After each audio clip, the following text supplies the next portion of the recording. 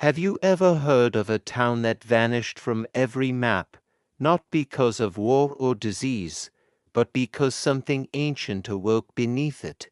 This is not a legend. This is not a story made up round a campfire.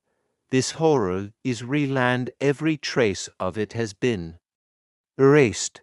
Even talking about it is considered a curse. My name is Daniel Cross. I am a journalist, and this is the story that destroyed my career, my sanity, and nearly my soul.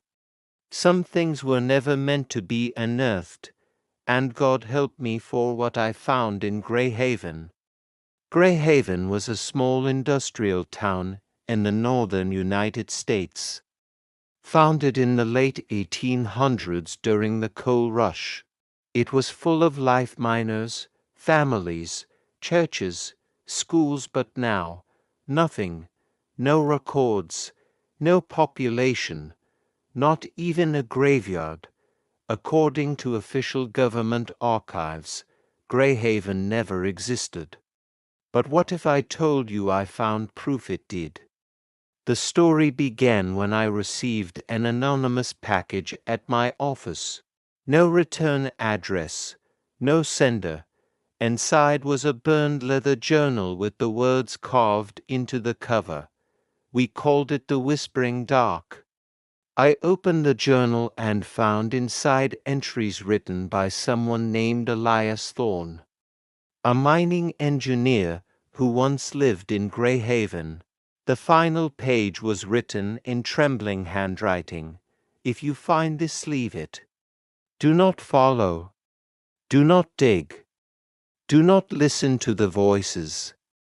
And of course, I did exactly what any foolish journalist would do. I followed it. After weeks, I found Grayhaven.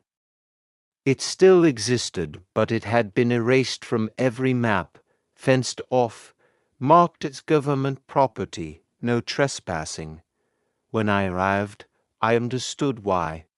The town was dead but not abandoned, everything frozen in time, doors left open, rusted cars, houses still filled with furniture, as if people had vanished instantly.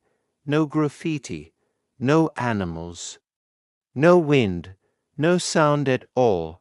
It felt like a grave disguised as a town. In the town square, I saw something terrifying: burned crosses arranged in a circle.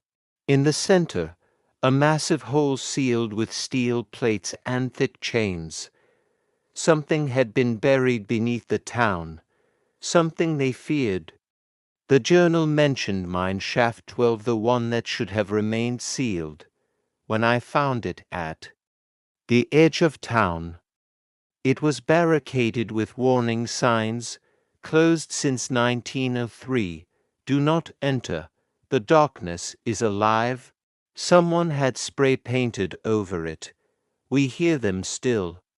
On the third night, I camped in one of the houses and read more of the journal. Elias wrote about strange things after a cave-in at mine 12, miners disappearing, voices calling them, people wandering at night in trances. Then he mentioned the Whispering Dark. It is not a creature. It is not a ghost. It is hunger. It takes your fear first. Then it takes your mind. On the fourth day, I made the biggest mistake of my life. I entered the mine. The deeper I went, the more wrong everything felt. The air grew colder and heavier.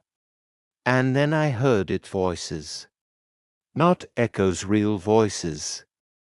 At first I told myself it was the wind, but then I heard my name, Daniel. My blood ran cold. No one knew I was here, yet the voices came from deep below. I kept moving until I reached a cavern unlike any mining tunnel. The walls were carved with ancient symbols. In the center was a massive black stone altar, older than the town itself. Chains that had restrained something were broken. Something had been freed, suddenly. Two faint glowing eyes appeared in the dark, watching me, not human, not animal, filled with hate. And then it whispered, "Daniel, you came home." I ran without looking back. When I escaped the mine, I thought I was safe. I was wrong. The voices followed me. I heard them in the streets and the houses inside my mind. One night, I heard footsteps upstairs in the abandoned house. I searched every room, nothing. But when I returned to the table, the journal was open, with a new line written in fresh ink: "You cannot leave what has claimed you." Hours later, I finally managed to escape the town. But the whispers came with me. I hear them every night. They show me things I should not see. They tell me things I should not know.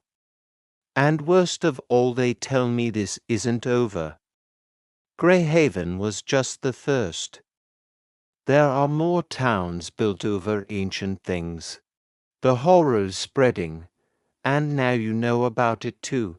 If you start hearing whispers after watching this, do not answer, because once you hear them, they never let you go.